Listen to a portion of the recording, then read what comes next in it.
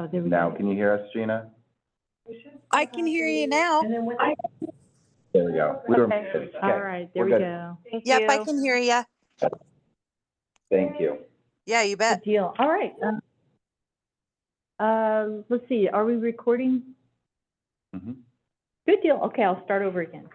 Sorry to everybody, we had a little technical difficulties there, but welcome everybody to tonight's City of Tumwater Planning Commission meeting for Tuesday, March 25th, 2025. It's a little after 7, and we'll get going with our roll call.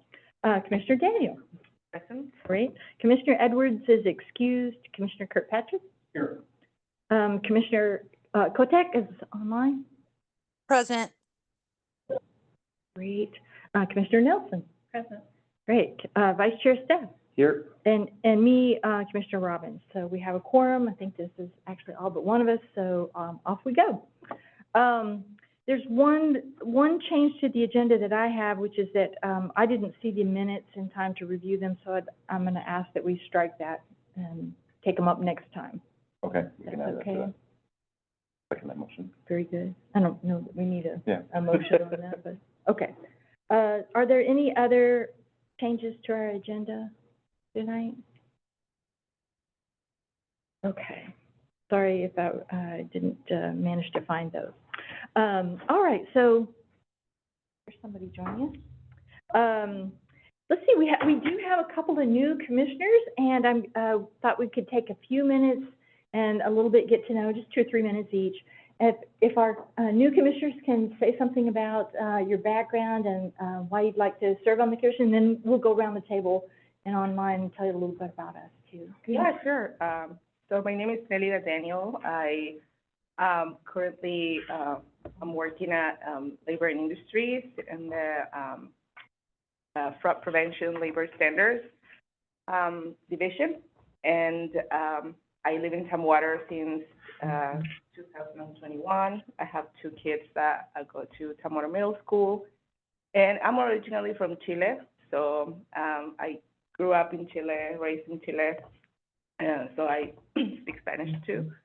And yeah, I mean, my main major was translator and interpreter, so everything that has to do with translate documentation or interpreting, you know, people that cannot speak either English or Spanish. So I felt like I needed to, not needed, but I felt like I wanted to do something more for the community in a different capacity, more than volunteering at the school. And I saw this opportunity, so I took it. I applied, and I have all the desire to be an asset to this commission. Good. Thank you. Welcome. Thank you. Mr. Nelson. Hi, so I'm Sandy Nelson, and moved here in 2001 to take the position at ESP 113, Educational Services 113. Career, I'm retired. My career was spent in early childhood in 2 very large programs serving low-income families and children. And as part of that, planning was just foundation of it, both strategic planning, ongoing planning, goals, strategies, all of that kind of thing. And had the experience of creating new service areas and having to bring facilities in and deal with building codes. And so I felt like after I was retired that there must be some place I could still serve. And I don't even remember how I saw the notification of the opening, quite frankly, but I was excited about it. We have been in 4 different residences since 2001, and they've all been in Tumwater. So, and we just sold a home up on Tumwater Hill and moved down south of the airport. And I can tell you that it's a very different feeling depending upon where you live in Tumwater. Yeah. And so it's fun to be part of it. I am looking forward to working with all of you, and I just think it's a wonderful opportunity. Thank you. Thank you. Great. Shall we go around? Go ahead. Sure. So I'm Brandon Staff. I actually just transitioned to a role at Hands-On Children's Museum. I'm now their Chief Operating Officer. So I am now local. I was working for Boeing and commuting quite a long distance. Lived in Tumwater since 2019. My family actually helped found Tumwater back in the 1800s, so I'm proud of that as well. I'm the only living descendant of the Bush family. I've been on the commission for over a year, I think. It's all kind of a blur at this point. I really am proud to serve this community and really do as much as I can to help, and this is one of the ways that I've found to do that. So I'm proud to be here. Mr. Kirkpatrick? Gary Kirkpatrick, and I started on the Planning Commission as a resident of Thurston County. Tumwater took over where I live, and I became a resident, but we used to have one person on the Planning Commission who was from outside of the city limits, but within the urban growth area. Now that's an option. So, I can speak to what it was like to be on the outside when we fought over getting city water delivered to us when we were not within the city limits. So it's many interesting back and forth on that. 30 years in the U.S. Army, 13 years with the Department of Natural Resources here in the state of Washington. Moved here in 91. So I'm a civil engineer. Great. Let's go to Commissioner Kotek online. Good evening. I'm Gina Kotek, and I work at Twin Star Credit Union, and I have lived in Tumwater about 23 years. I raised 5 kids here, all graduated from Black Hills High School. I have served on the commission for about 7 or 8 months now, and it's a super cool opportunity to learn about what exactly is going on in the city of Tumwater and how to be helpful in the community. So that's why I serve on the board, and I'm glad to have new people on the board. Great, thank you.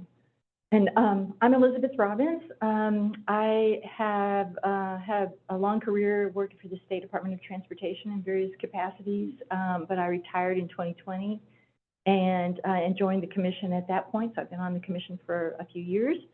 And my background is in kind of more long-range planning, environmental type stuff in the transportation realm, but I wanted to see if I could help make things go well for just my city, just my town, and make sure that we had, you know, another perspective on that kind of thing on the board when I joined. So I'm real pleased to be doing that. It's been a lot of fun these last few years. I'm glad we now are at our we now have 7 people on the commission. I don't think the council has changed our number yet, or if they're really going to. We just have one other member who's not present tonight, but we're likely to stay at about 7. So this will be about who we are from here on out. So yeah, welcome. Let's go to commissioner reports, and this is where if you don't have anything to say, that's fine. But if you did something in the community or saw something interesting that you think would be fun to bring to our community or smart to bring to our community, or just, you know, any other thoughts going on, commissioners, please chime in if you have anything. I am new, so I'm sorry if I don't say anything right away. I just want to see the dynamic and how it works before I. Absolutely. All right. Sometimes we don't have commissioner reports, so that, I mean, people just don't have anything. Brad, our deputy director, is out right now, but either Erica or Dana, do you want to give the director's report? I'll give a staff report. Okay. So we are well in the thick of the comprehensive plan and have a few other comprehensive plan items coming you to this evening, and comprehensive plan related items. So I just wanted to take half a minute to talk about what is the comprehensive plan, in case you haven't heard of it before, and especially for our newer commissioners. So the comprehensive plan is our community's vision for growth over the next 20 years. And so it incorporates things like land use, housing, transportation, climate is a new element, And there are 9 total for our community. And we take those elements and we analyze what our community is going to need in the next 20 years. We see if we're going to meet that need or if we're falling short, and then we plan to make sure we're meeting that need. So that's it in a nutshell, the very high level view. And so we have a legislative hierarchy to follow. So the top of that is the Growth Management Act from the state. And it was adopted in 1990, and we're following from then, and obviously gets updates as the legislature feels needs need to be met. We did have a pretty significant update called House Bill 1181, and it made necessary it required the climate element, and it also required changes to several of the other elements. And then there were also housing element changes as well. Was that the same House bill, Erica? 1181? 1181, what's housing as well? Okay, well, we'll have to double check that. So anyway. The housing bills were separate from the climate bills, but all came through at the same time. All at the same time. So load of new work. There we are, yes. And so we take direction from the state on what our plan should look like and what elements it should have. But then we as a community get to say how we're going to do that and what areas we're going to focus on. And so that is this work. And that's why we're bringing these pieces to you, because you're our community's voice. And we do reach out to other groups and other people in the community, because we want to make sure our engagement is really robust and really broad. But we come to this committee bringing these elements and bringing these chapters so that you can tell us, how does this impact our community? How do these changes make it easier for people or make it more difficult for people unintentionally, so that we can avoid those things if possible? How are they colliding against each other? How are they in conflict? And how are they in sync? So those are the kind of things we'd like to hear from you as we go through. So other than the comprehensive plan, we did a few things this month, or this last couple of weeks, that we want to update you on. So as part of the update, the comprehensive plan update, we had a transportation open house last week on Wednesday, and the in-person portion was on Wednesday. The attendance was great. We had 41 people come in person. We had 17 homeowners and 5 renters. 30 people were Caucasian or identified as Caucasian, and 8 people identified as other races. So I feel like that was a really great representation. And we had a lot of comments that were in big support of mode shift. So mode shift is when we're taking our roads from more of a vehicle scale to more of a person and walking and cycling scale, so that we can accommodate all the modes of transportation, not just vehicles. And there were a lot of comments about sidewalk, and then also a lot of support for further transit access, further transit service in our area. So we'll be working next on having some work groups on specific topics that we heard about. So specifically, a work group around transit. I'm working with Intercity Transit to coordinate a co-hosted meeting, maybe 1 or 2 meetings around that topic, so we can see what's best for Tumwater. And then we'll also have one around cycling and one around walking, and then we'll see what other, kind of interests kind of suss out, but those are the 3 top ones for now. Other than the transportation open house in person, we also have the same content available online. So that's what those flyers are for. If you could take one, please do the online open house yourself. We want to hear from you. And we want you to share that with friends and family that may live or work in Tumwater, because we want to make sure that we have all those voices. The more voices we have, the more we can say. I did also bring some boards from the transportation open house, so we can peruse those later. And I will send Commissioner Kotek, I will send you some photos since you can't be here in person. And other than that, we have the April 8th meeting. The agenda items for that are the food systems plan update. And then we also have the land use goals, policies, and implementation actions. We don't have anything on the April 22nd 22nd meeting yet, but it's possible that we will have an item, and if we don't, then on the April 8th meeting, we'll make a determination whether it needs to be canceled. Very good. That's it for the report. So, Commissioner Nelson, did you have a? Well, I did have a question. You're working really hard on this new comprehensive plan, and I know there was one that predated it. What's been kind of the culture or the practices of the department in terms of reporting out successes? What did you accomplish in the old plan that you're really proud of? You're going, yay, we did that. Oof. And what things are you carrying forward, and what things are you saying, you know, it seemed like a big need then, but it isn't anymore? Right, I think that the update is full of those, we needed that then, but we don't need it anymore. But in terms of reporting that out, I'd like to know a little bit more about that myself. And so we, in terms of the culture, Brad would be the best person to answer that question because he's been here the longest.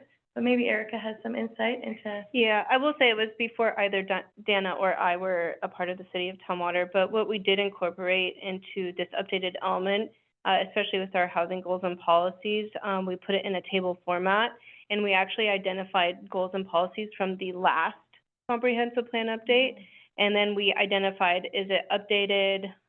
We also, I think we're tracking if we removed it, if we accomplished it.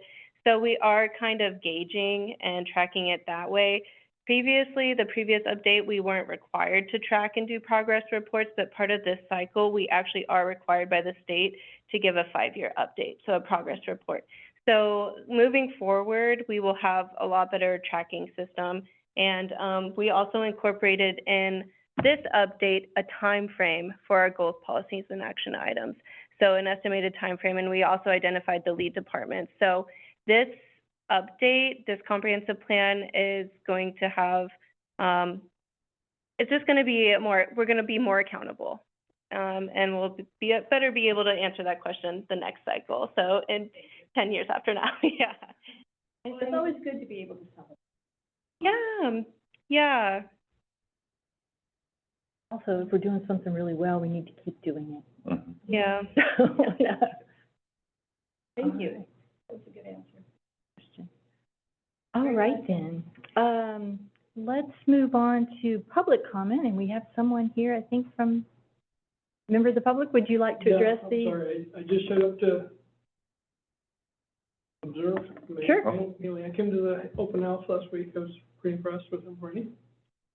I think Alice and I met. Dana, we met. That's about it. All right, great, welcome. Glad you took the time to be here. Would you mind providing your name for the record? Oh, sure.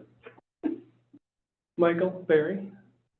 I'm just a resident in the north end, so, yeah. All right, Little background, I guess. Yeah. I suffered traffic in Bellevue, Seattle, Vancouver, Washington, and 10 years here in Tumwater, so got a good perspective. good deal. Thank you for being here. Yeah, good deal. Do we have anybody online, do you know, or did you hear from anybody since we last met about anything that you want to report on from the public, aside from the public open house and things?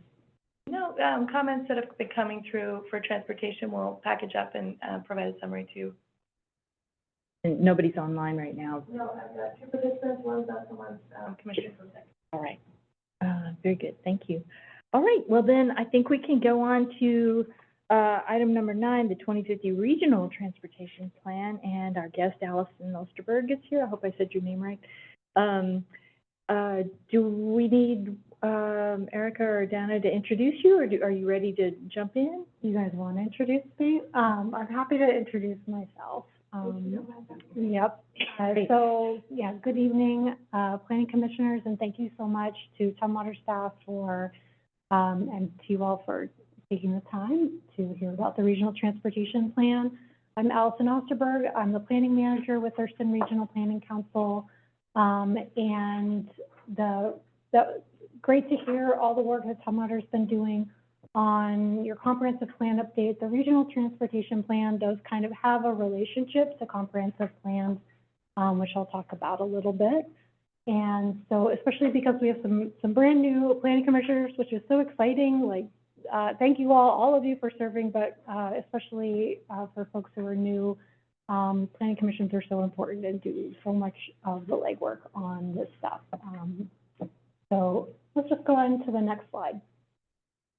So for folks who aren't familiar with Thurston Regional Planning Council, if you haven't heard of us, it's not surprising. Although we have been around more than 50 years, we're actually coming up on our 60-year anniversary. We are an intergovernmental board, and we are a municipal planning organization, a regional transportation planning organization. But essentially, we have the council itself is made up of 23 member organizations, including all the cities and towns in Thurston County, Thurston County itself, the ports, school districts, conservation district, tribes. I always forget a couple of members, and then folks will let me know afterwards who I've forgotten. So really we set a table for folks to come around to talk about things that cross borders. That's really where our area of specialty is. So our mission is providing visionary leadership for regional planning for Thurston region residents. And we do that by gathering and providing data to support good decision making. We act as a convener around a variety of issues. We work to build intergovernmental consensus, and we conduct our planning consistent. We're usually matching up with state and federal requirements. And we really work in the areas of transportation is our main bread and butter, because transportation really crosses all our boundaries, land use, and environmental issues. So that's kind of the umbrella for Thurston Regional Planning Council. And although we're not often out in front of planning efforts, but we're often there helping to support our partners like Tumwater in the background. So Erica later tonight will be talking about your housing element, and TRPC provided some data for that.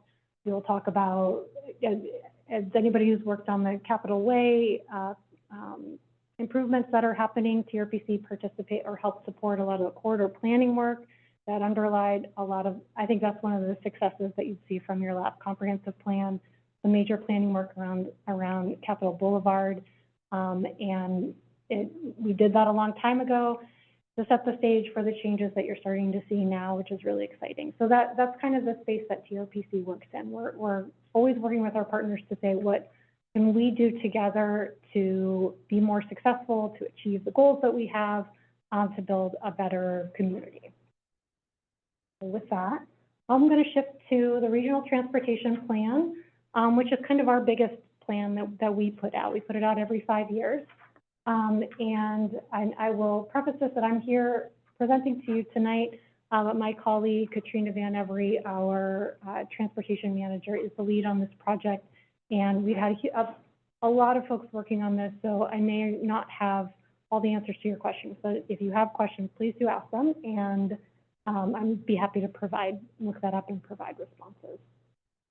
So the Regional Transportation Plan, I'll just hit the high points, and then we'll dig into more details with the plan. So what we know is that our region, the Thurston region, is growing. We're one of the fastest growing areas of Washington State, and that makes us one of the fastest growing areas in the country. And growing population means increased traffic volumes. So that means more congestion in our streets. So projects in the Regional Transportation Plan, the projects we've identified, will help to mitigate vehicle congestion that is associated with growth. That's a big part of what we do in the RTP. So our region's plan, land use, and roadway capacity improvements alone, they're going to help with that congestion. We have a lot of work planned that we summarize in the RTP, but it's not going to be enough to meet our regionally adopted targets, goals, and level of service standards. Next.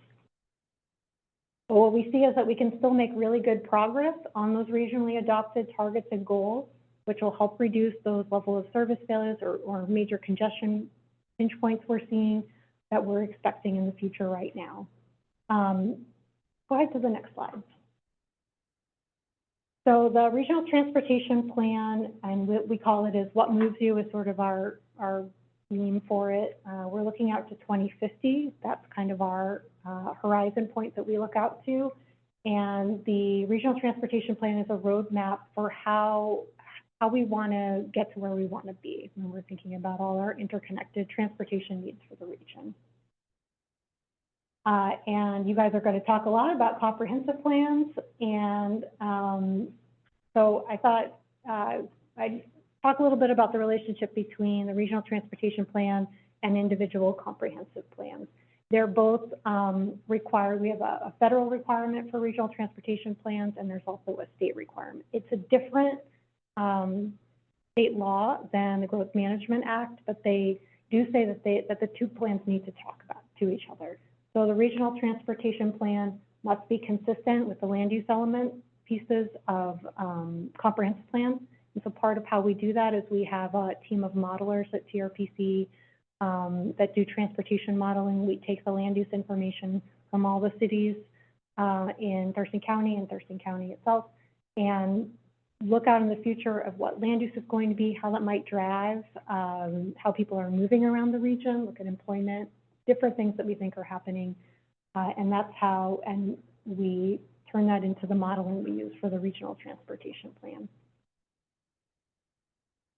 Regional transportation plan, so transportation elements of comprehensive plans need to be consistent with the regional transportation plan. And then land use elements and transportation elements need to be consistent with each other. So it looks like a very neat circle there, but in practice, it's more complicated. We work really closely with jurisdiction partners, like the staff you have in front of you today, all across the region throughout the year to just keep tabs on what we're doing. This cycle in particular, the timing isn't great. Regional transportation plans need to be updated on a 5-year cycle. Comprehensive plans, until this last amendment, were on 8-year cycles. Now they're on 10. Maybe they'll be synced up in the future, but they're not synced up for the update we're doing right now. We're going to be done in July. We'll have some new RTP in place, and that timing doesn't work great with the comp plan amendment cycle that all our jurisdictions are on right now. And so we recognize there's going to be a little bit of a mismatch because what we're projecting in the regional transportation plan is going to come out before, as you all are working actively on comp plan updates that are going to involve land use changes and new transportation projects and all kinds of new goals and work. So our plan is that we're thinking of this as like we're doing a mini update. We're kind of expecting the next 5-year update to be a major update. We're going to learn what everybody's been grappling with all the new requirements and comprehensive plans, and understand what that means for the region. So that's just a little context about how that works. One thing we do through that TRPC to show this consistency is that we need to certify transportation elements. And so as Tumwater completes its transportation section of the comprehensive plan, we review that for consistency with the regional transportation plan. So that's something we'll be doing as part of this cycle. Next slide. So what's in the regional transportation plan? It has a 25-year planning horizon, so we're looking out to 2050 in this case. It includes all transportation modes. There's a lot of focus historically on vehicle travel, but we also talk about transit. We talk about walking and biking, all different modes. It includes regional goals and policies. It includes recommendations for areas we might want to focus on in the future. Something about the regional transportation plan that's different from comprehensive plans a little bit, it needs to be financially constrained. We need to have a plan in place to show how we're going to pay for the transportation improvements through a variety of funding sources in the future. And then we talk a bunch about future conditions and what those are likely to look like. Next slide. For this update, like I said, it's not a major update. We're mostly tweaking with the goals and policies we have, but we did have some areas where we thought there'd been a lot of work in the region, and so we've done some refreshing.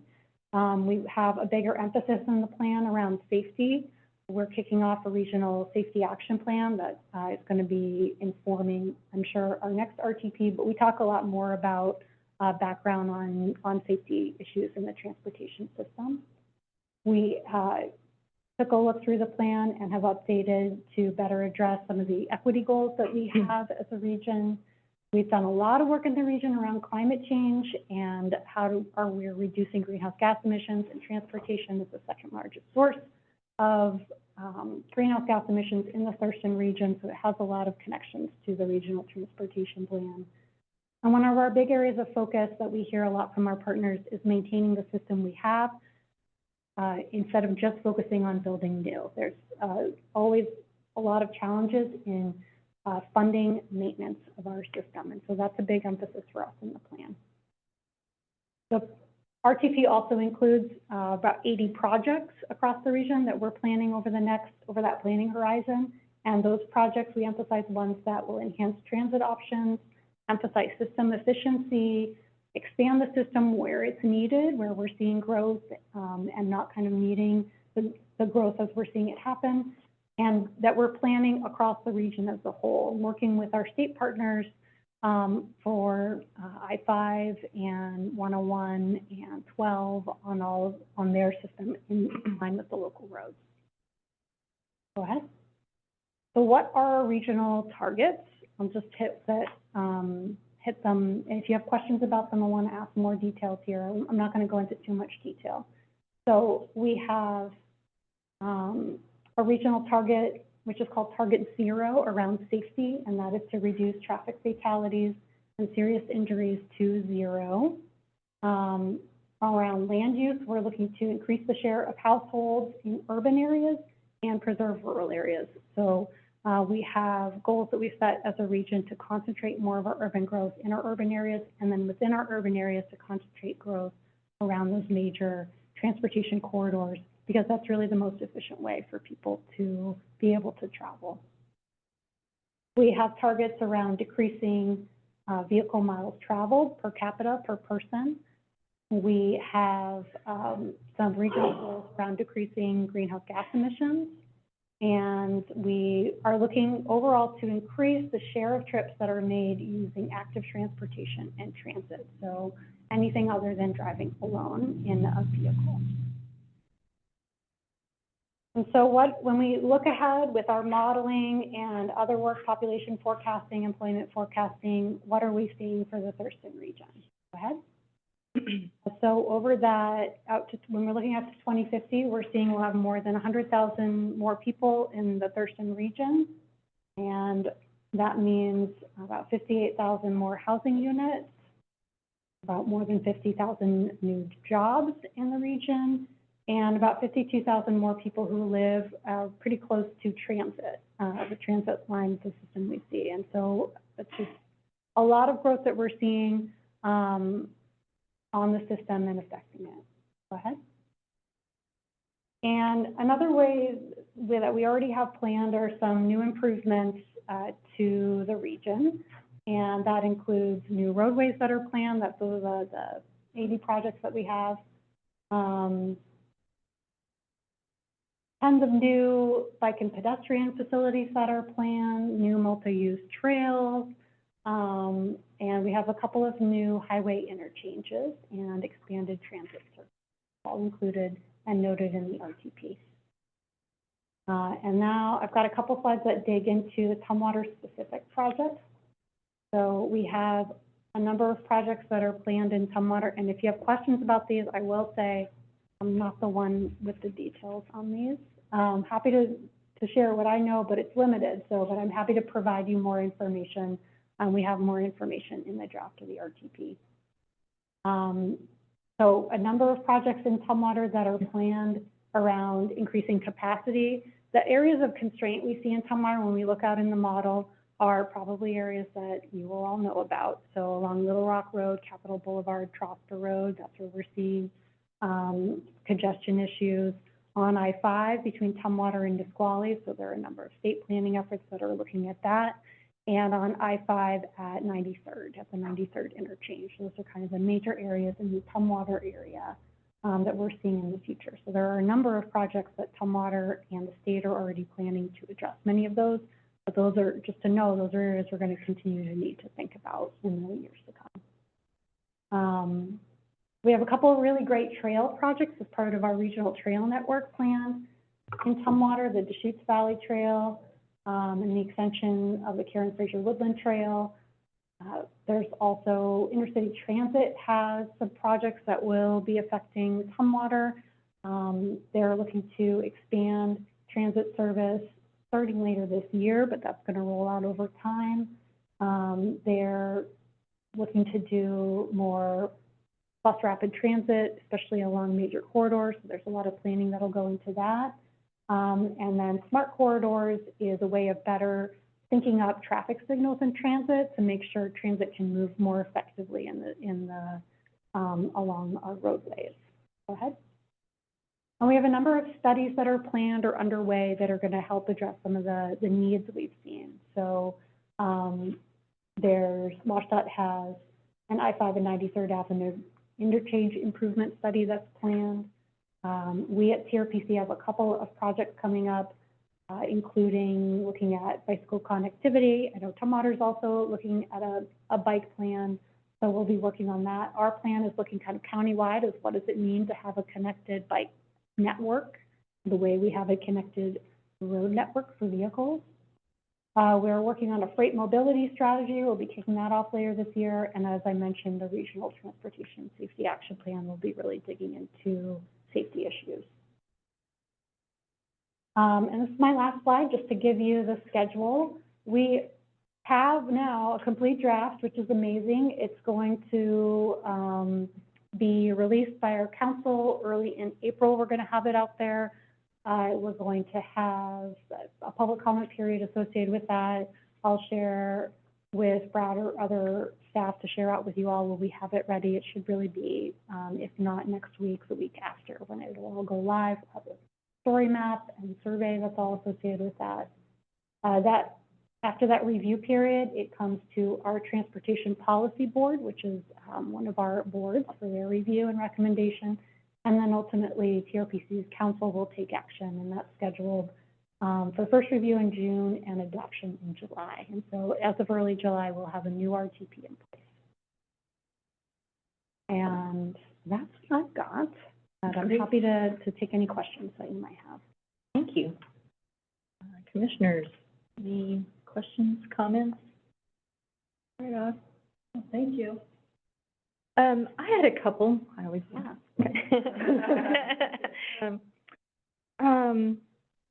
I am wondering, I didn't hear you mention the modes for air travel and rail travel, and for that matter, waterways, both freight movement and people.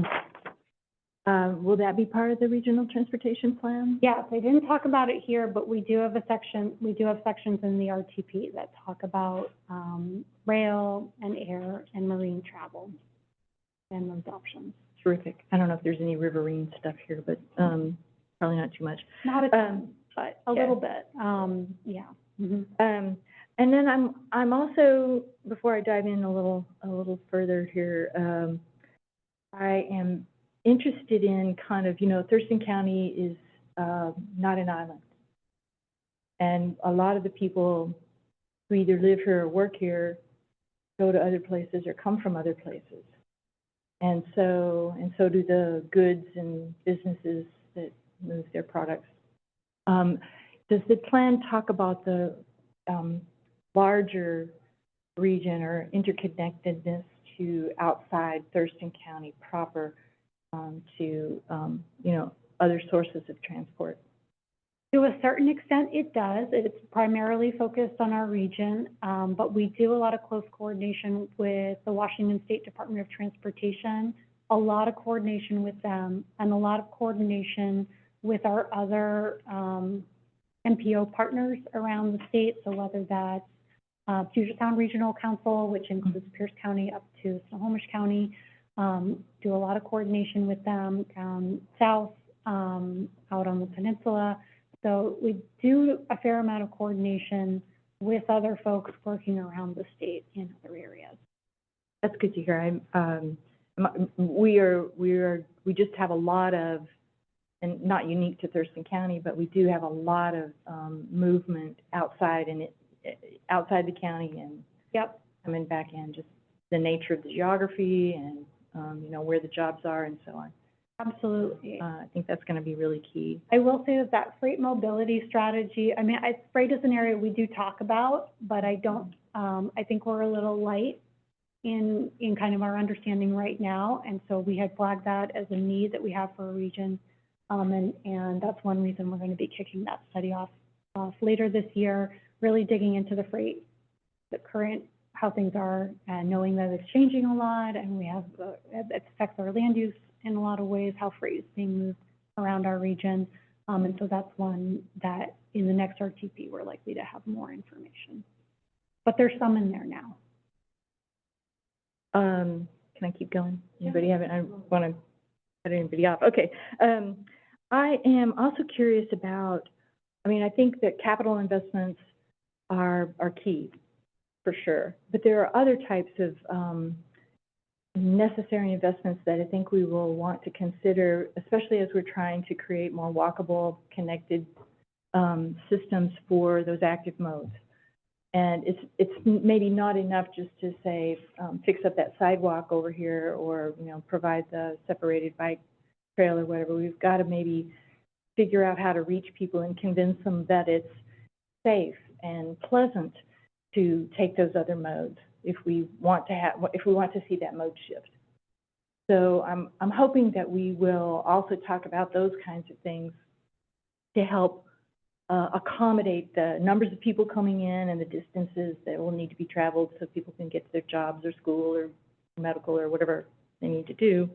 But, you know, exploring what other kinds of things do we need to do? Is it education? Is it outreach? Is it just, you know, providing some feelings of safety? I mean, when I was young and riding my bike everywhere, you know, and no sense of mortality, that was one thing, but I'm not that now. No sense of mortality. Right? Things are different now for me, and I'm sure some others, but, you know, so we had an interesting presentation time before last, I guess, about that kind of feeling of safety, and certainly on our tour about how comfortable would we be riding a bike or even walking in some of these areas. So what, you know, really talking about those kinds of people issues more than just, you know, let's sweep the sidewalks or what have you, I think are going to be really, really key as we move forward, particularly as, you know, capital type funding is diminishing. It's a great word. Okay.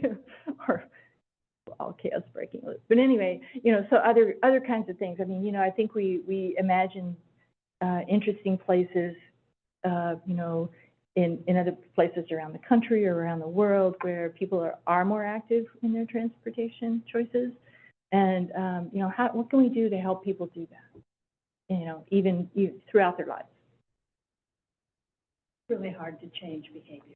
It's super hard, but, you know, can we, you know, what are those kinds of things that we, since we're taking a long-term outlook and really beyond, right? We're, you know, the people who founded Tumwater gazillion years ago, you know, they didn't necessarily envision exactly what we have now, but they put in place some things that have allowed these other systems to develop. And so that's the kind of thing I think we need to think about in a plan looking out so very long is, you know, what kinds of things are out there, you know, presuming all hell doesn't break loose. But anyway, you know, that kind of stuff I think will be a really key thing. And just kind of wrap up that thought, I would love to see, both in the regional plan, but also in our comprehensive plan, the transportation element or you know, wherever's relevant, where are the places where we don't just have an afterthought to put a sidewalk or a bike path? Where is it the priority? You know, this is the thing we're doing first, and so it won't, you know, as the funding dries up and some of those things, you know, fall off the design table. You know, that's the kind of stuff I think that we can start to, especially in a regional plan where all the other jurisdictions are wrestling with the same kind of thing where, you know, that's not the priority. It's usually still the automobile. And that's great. We all got here probably by automobile. But, you know, where do we prioritize that and shift that jurisdictional thinking into. There have to be places where that's the priority. Okay, pontificating there, but some thoughts. No, I care a little bit about that. really, really well said and a really good sentiment. I will say there's a lot in the RTP. Good. So, I just gave like a little sprinkling of what's in there. And a lot of them, we do have, some other kind of less construction project specific recommendations that are included in the plan. And there's a lot of that in the goals and policies. Great. And I think, like I mentioned, after all our jurisdictions go through their comp plan planning processes, I think we'll be wanting to learn from what everyone's heard from their communities and what they want to prioritize, and we really want to build that in a thoughtful way into the next RTP update. But I will say things like we have some of the projects around transit planning in the future and the bicycle connectivity strategy, and many of our planning projects are doing just that. What does it mean across the region, outside of the borders of individual jurisdictions? Because Tumwater's planning for Tumwater, but many people live in Olympia and work in Tumwater, or live in Tumwater and shop in Lacey, or get materials from South Thurston County, or recreate, or get. So there's a lot of interconnections that we'll want to dig in more when we get to the next update. Great. Good. Commissioner Staff. That's great that you brought up that interconnectivity, because like I live in Tumwater, but now work in Olympia. And it is the 3 cities, and we don't want to forget about our outlying areas as well, but those 3 cities really need to work very well together. And I see it every day going to Olympia versus Tumwater, and can kind of gauge the differences, which we were doing our sidewalk plan and then they did their sidewalk plan. And it's like they are working together, which is great. Hopefully they are working together and instead of against, and having you guys as kind of like this other buffer is fantastic. The question I do have is around the smart traffic controls. If that is going to be fed from the TRPC down to the city levels, and then also is that going to include the bicycles and include that element to make sure that we're thinking that fully through, or is it just the vehicle mode of transit to get more vehicles flowing? So the Smart Corridors project in particular is, it's gone in a couple phases, and right now it's being led by Intercity Transit. And so that is really focused on modernizing our signal timing, and you wouldn't believe how complicated it is. It is one of those things where every jurisdiction has their own technology that they use and are very familiar with their own technology and familiar with the benefits of the different ones. And so it has been a lot of coordination and working across all our transportation engineers to figure out, well, what's something where they can better work for each other. It's being the system right now is at work on the Martin Way corridor, and Martin Way is a great example, and Capitol Way is another one of these corridors that we have that were former state highways that just that start in one jurisdiction, move into another one, or maybe in the UGA for a while, then pop back out into another city. And so they're kind of everyone's and no one's, and so it really does take a lot of regional coordination to get something, because for someone traveling along Capitol Boulevard or traveling along Martin Way, they don't really care or know where the city boundaries are. They want it to be, it doesn't need to be exactly the same everywhere, but it should be a seamless experience. And so what that project is doing now is, so for example, there's transit signal priority. There's the one bus, which is a kind of bus rapid transit light on Martin Way. And that's been Intercity Transit's kind of test service for what they'd like to do other places. So they're testing it out on Martin Way, and I think they're identifying other locations, corridors like that, where they would be using that technology. Thank you for clarifying. Any other comments, questions? Commissioner Kotek, did you have any? I'm not able to see if your hand is raised, so. Okay, I did not. all right, Thank you. thank you. All right. Well, thank you for coming. We appreciate it. Great overview. That was wonderful. And we will welcome you back anytime. Happy to come back anytime. And I might, I'm interested to hear the housing conversation, so I'll just. Sure, yeah, you can- absolutely. You can stay there if you like. Whatever suits you. All right, let's move on to, housing. Let's move on to our 2025 comprehensive plan periodic update, the housing element. This is another discussion item. And is this, I'm presenting. very good. Yes. Erica's doing it. All right. Yes. For those of you, I didn't get a chance to meet you, but my name is Erica Smith Erickson. I'm the Housing and Land Use Planner. Primarily, I focus on the housing element. I'm also part of the Regional Housing Council, so it's in coordination with the cities of Yelm, Lacey, Olympia, and Thurston County to address housing and homelessness.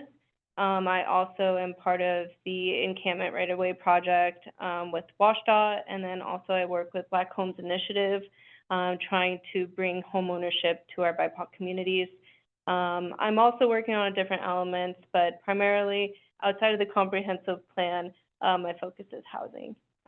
So tonight, I'm going to present our draft goals and policies, kind of give you an overview of what we've done as far as public outreach. It's been a while since we talked and I presented to you guys, so I'm a little rusty, bear with me.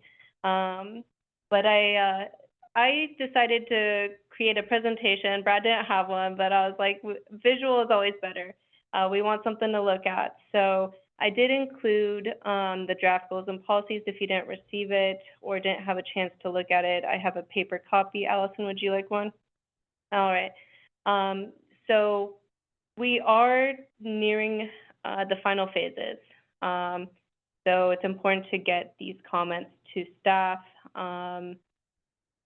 because we're almost to the finish line. I'm super excited. So I'm gonna, oh, I like to use the keyboard. Oh, yeah, sorry. Thank you. No worries. I'll keep the mouse too. Oh, there you are. All right. So the intent of our discussion tonight is to discuss the housing goals, policies, and implementation actions, receive feedback, and explain next steps. Real quick, we're going to refresh on the need for housing in Tumwater. Our current supply, including the urban growth area, is approximately 12,000 residential housing units. Our projected need over the next 20 years is a little over 9,000. And this kind of is a formula for calculating housing. The average household size is about 2.39 people. We do some math and then we come to a number for the projected population in 2045 of 50,676 within the city of Tumwater in the urban growth area. This is a quick graph breaking down the total amount of housing units by, okay, now it's just automatically scrolling. Maybe I shouldn't use the keyboard. Broken down by AMI. AMI is average median income, and then it kind of breaks down what type of housing that is. So we need approximately, so market rate, which is our typical single-family residences, market rate apartments, we need approximately 2,342 units of that. Rental or homeownership, for the 80 to 120% AMI, that's going to be housing with incentives or zoning flexibility. So our multifamily tax exemptions, some developers will get some reduction in setbacks if they provide housing at a certain income range such as this. And then 80% and below, that's going to be more of incentives, subsidies, public support, grants, nonprofits, that type of housing. All right, and we're just going to take a quick look at the engagement that we've done so far with our housing goals and policies. We started in February of 2024 with a survey. Then we had a stakeholder engagement email that went out in April of 2024. And then we started having housing stakeholder meetings April through May. Then we did a housing presentation at the Thurston Chamber of Commerce, tabling at the Tumwater Library, which is one of the first photos you saw of me at the library. And then we had our open houses. That was back in May of 2024 as well. We didn't have quite the turnout like transportation and climate, but we still had some of our key stakeholders. And then our online open house was actually open from May to September, so quite a while. Then we had a tabling event, the Juneteenth event. It was an event held at Lacey, with hosted by Fred U. Harris Masonic Lodge in collaboration with the City of Tumwater and Lacey. Further stakeholder engagement of our second draft of goals and policies was in November of 2024. And then also we partnered with Uncommon Bridges. We've hired consultants to help us with a displacement study. And we started having outreach meetings in person, November through December. And then we also had a video Ask Online survey talking about displacement. I hope to have an update for you guys on that after this month. The consultants are wrapping up.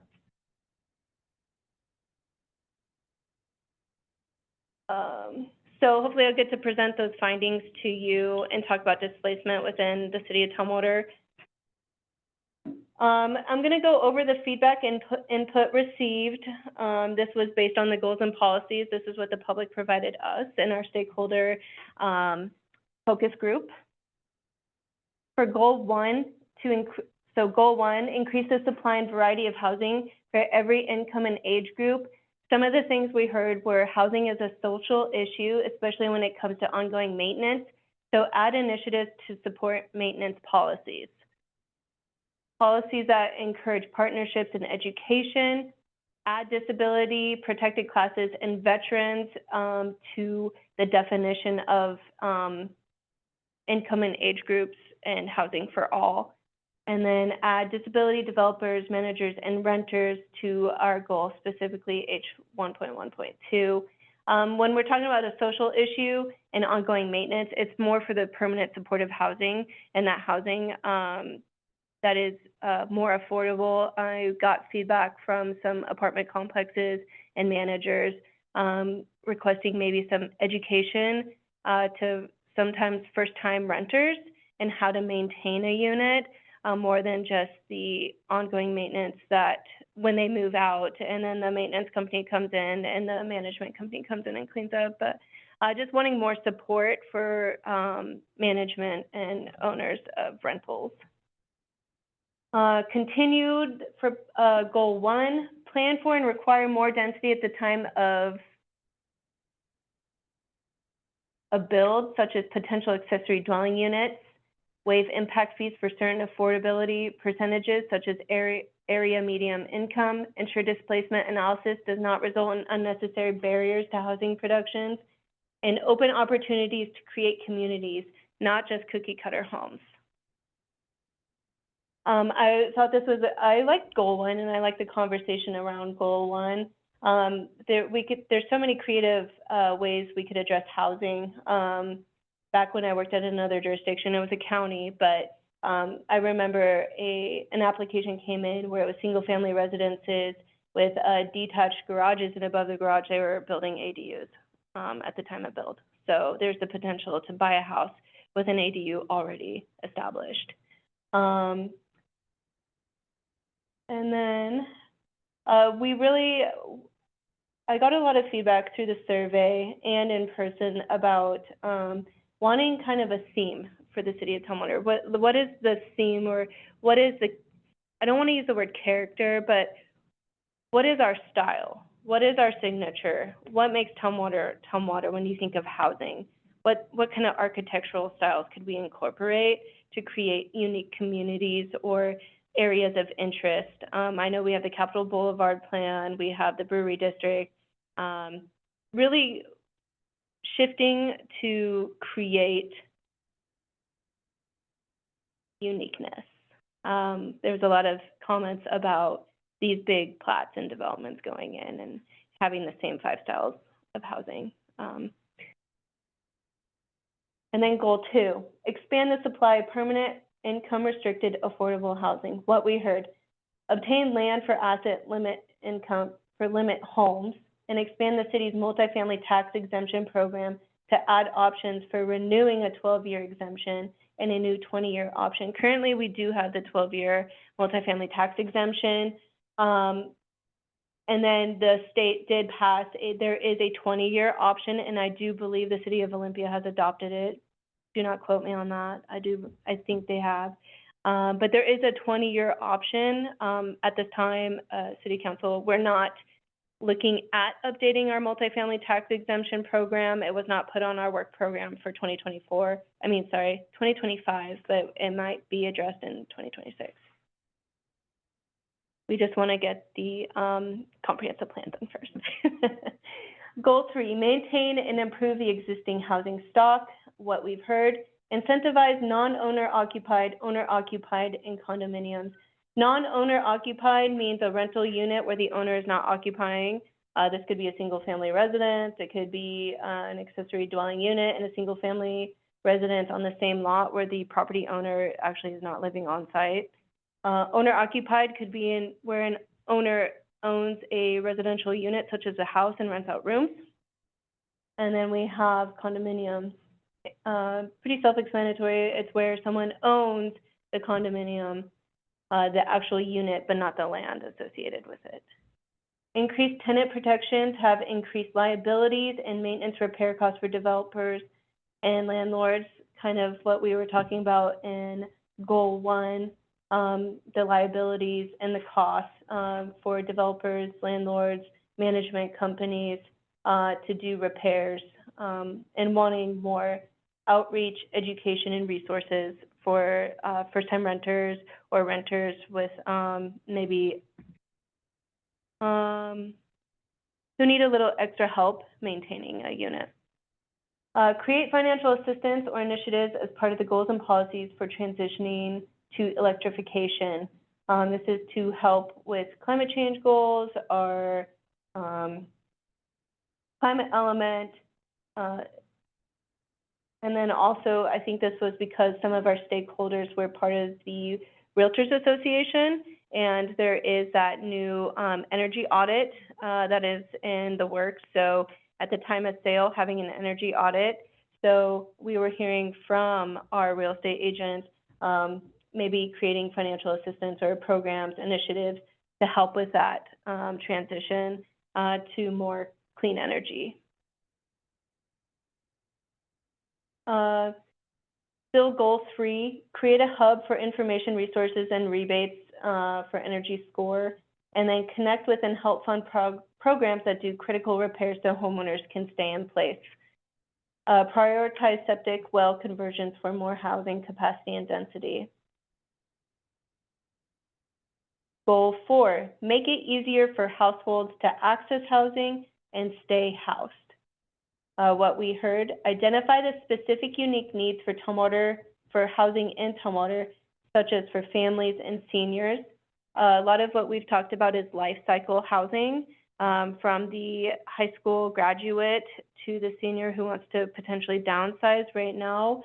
There's not a lot of options for people right out of high school who are in college, can't afford rent, as well as seniors who might own a home and want to downsize but couldn't afford to downsize. It's cheaper to stay in the mortgage or in the house that they currently have, even if it's harder to maintain.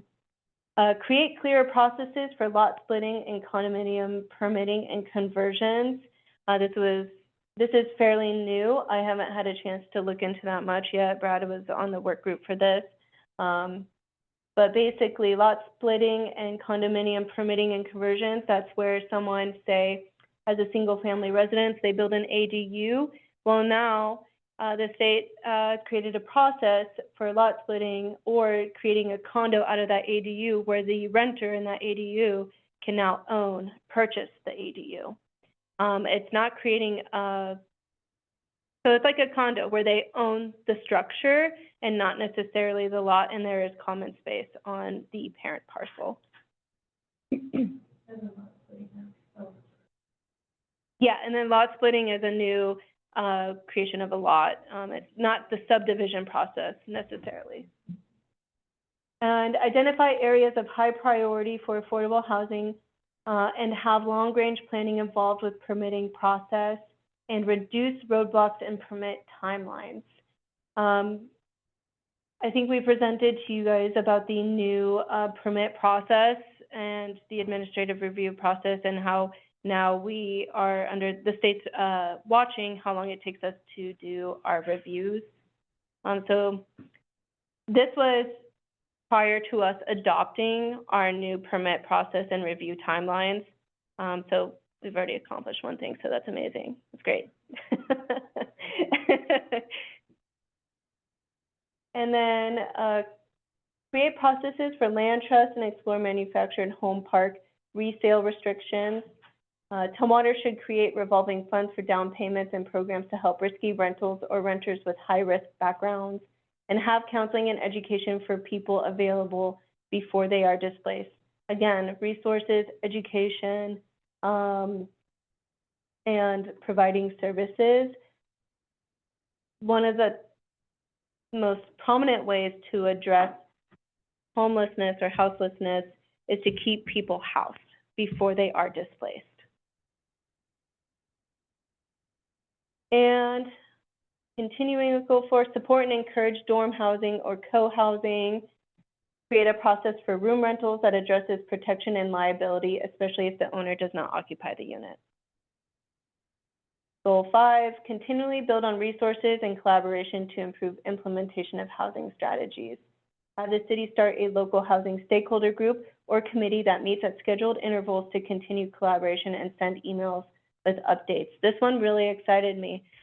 We had such a good time meeting with real estate agents, developers, nonprofit housing providers, social service providers, school district, and we all came together and collaborated on these goals and policies, and they suggested we do this more often. They want to be involved and they want to work with Tumwater, and so getting those relationships and getting that continuous information, like how can we improve what's going on in the community, and having those resources available to us as staff is amazing. So I really look forward to this.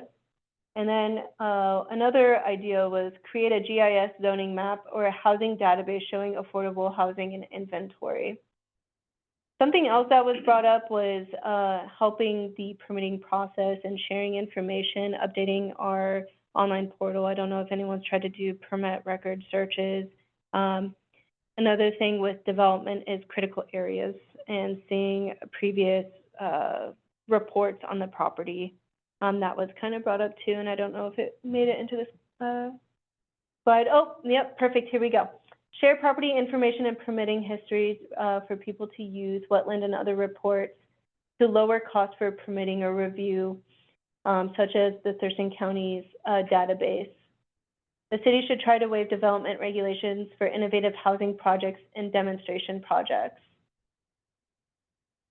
Create programs and support services for mental health, training, life skills training, and laundry services, and shared housing coordinate with the Olympia Senior Center. Oh, there's another one, Goal 6. Explore a permanent source of funding for low-income housing, waive impact fees, expand the multifamily tax exemption program, start its own home fund, and Tumwater should try to buy land to sell to nonprofits and affordable housing developers. I think what happened was Brad added that slide because we now have 6, where previously we only had 5 goals. All right, now we're gonna dive into, yeah. What is the start its own home plan? Pardon? The start its own home thing was on the last slide. Oh, its own home fund? Yeah, what's that?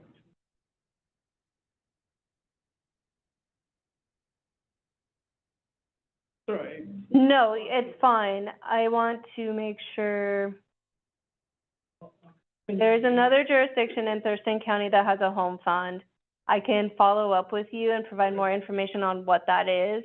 I don't want to speak out of term and give you incorrect information. Yeah, I'll have to follow up on that one.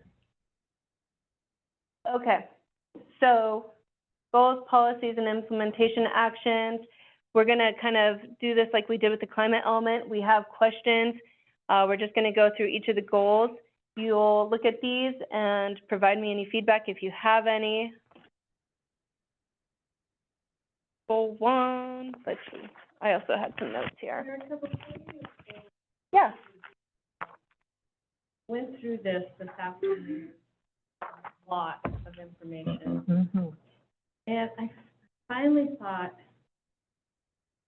how do you prioritize this? It's kind of one of the, Yeah. how does one department even begin to work on this? I don't know if you guys have gotten that far to even think about it or talk about it. Yeah. It's an incredible amount of work. And I actually went through and kind of counted, this sounds really anal, I'm not usually that anal, but maybe my husband would say otherwise. But I looked at what are the high impact, how many did you guys mark as high impact?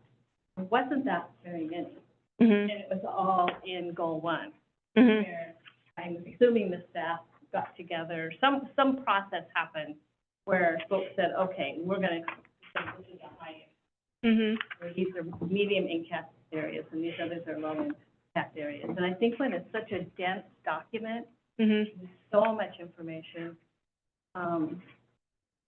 I think that's a good exercise and it's really, really important. And that's why my question is, where are you gonna start? Are you gonna start with the low hanging fruit? Yeah. Which is the low impact, low effort, or are you gonna go for the gusto and take on some of the tough things? Does that make sense to me? Makes sense. That makes a lot of sense, and thank you for bringing that up. That is a lot of my questions on this version. That was kind of what I started to take a look at now that we have all these goals and policies and we've gotten all this great feedback.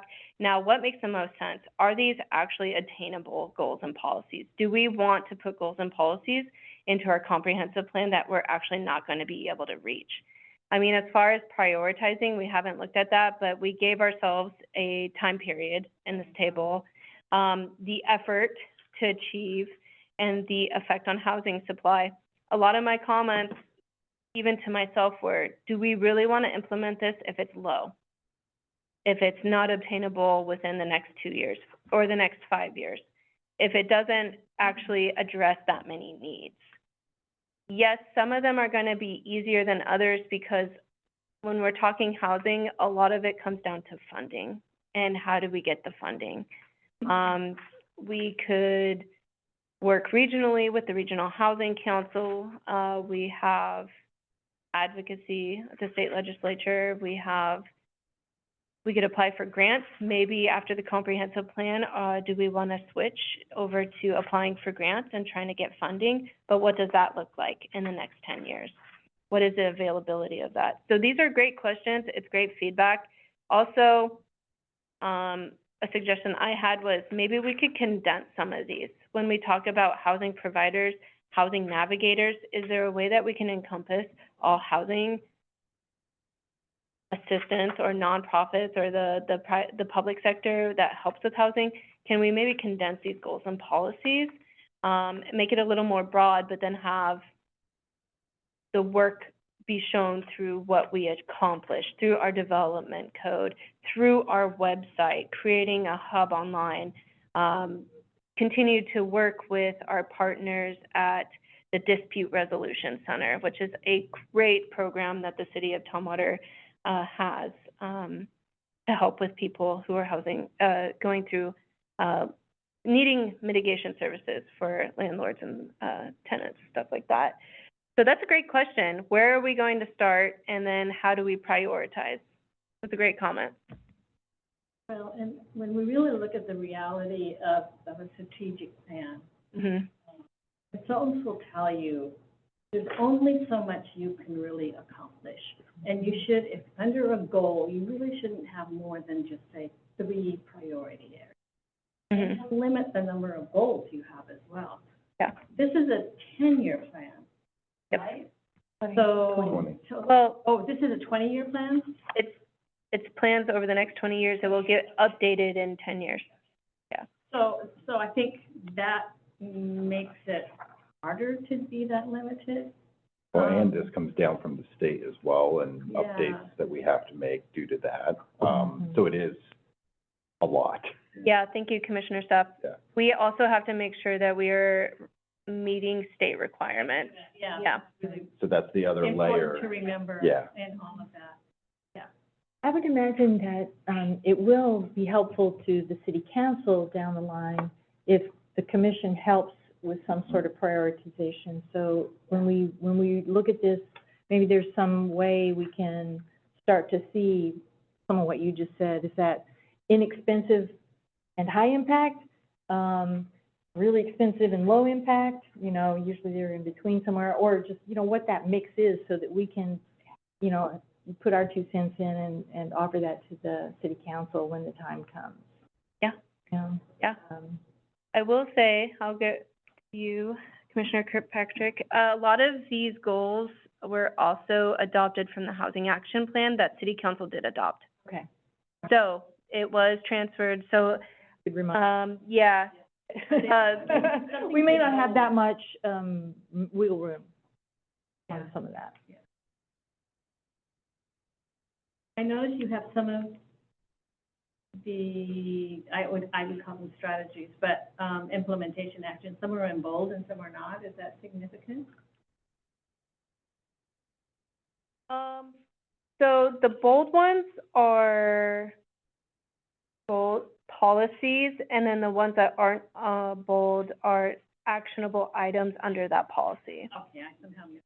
Yeah. Commissioner Kirkpatrick? I want to speak to prioritization. Yeah.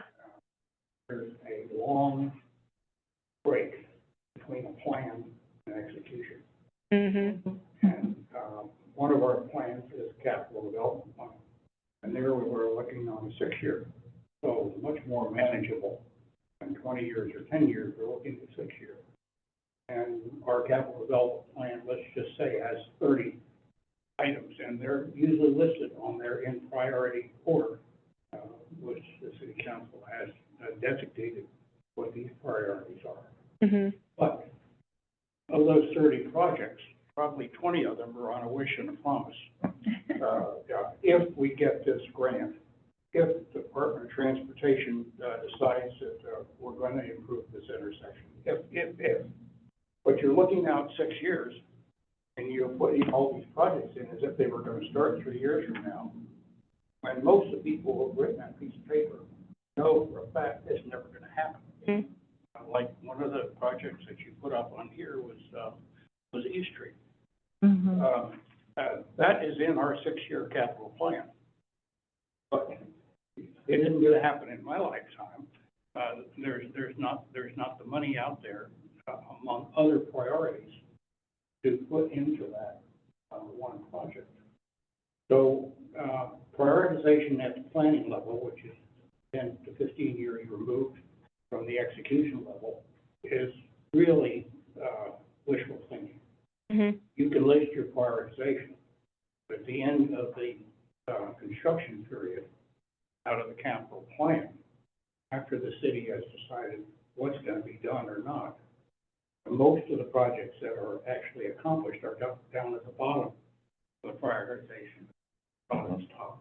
Because they were easier, is that why? Or is it because they were easier projects to do with less Because money? there's something that we could fund.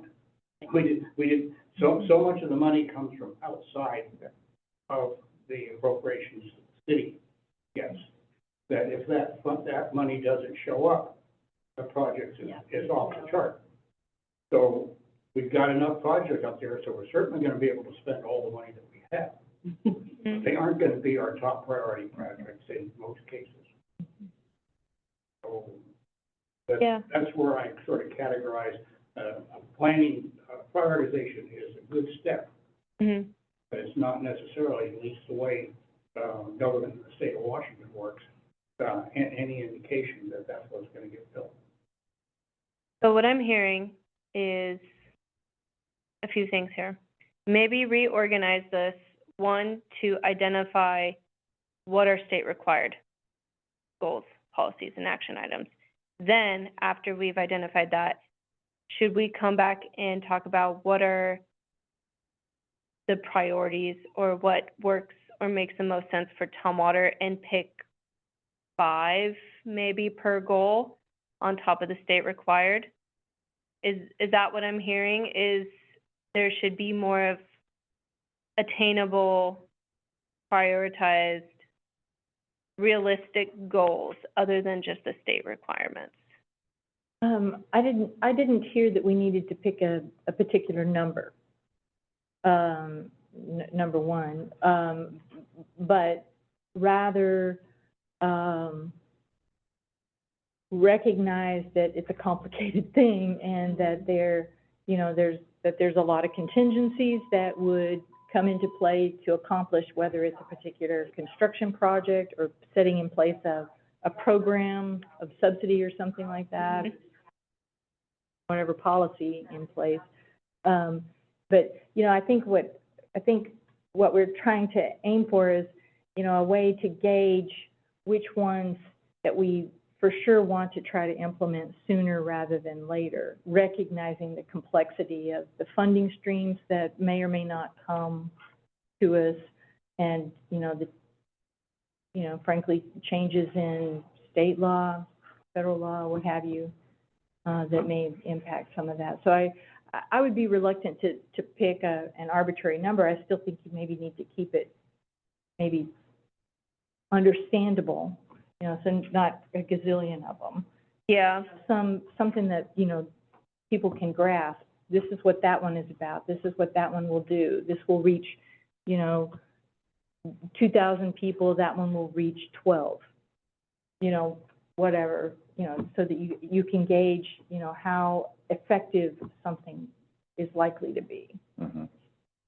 I have seen a model where something that goes over several years, it starts with a document like this. So you have a really solid document with the really big picture, but then it presents, okay, in this time period, 3 years, 4 years, 5 years, whatever, since this is 20, this is what we're going to focus on for this. Mm-hmm. So you actually have it divided up in time sections, and it's more for presentation to public or commissions or. Right.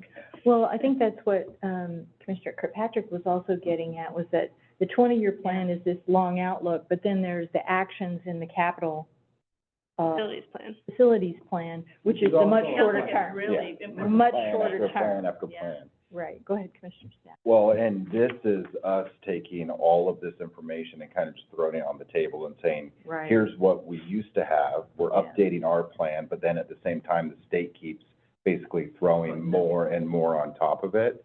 And so what we do is try and whittle this down and make sure this makes as much sense as possible, so when it does hit the table, then they can start to pull it apart and say, okay, here are all the pieces we need to attack and how we're going to attack them.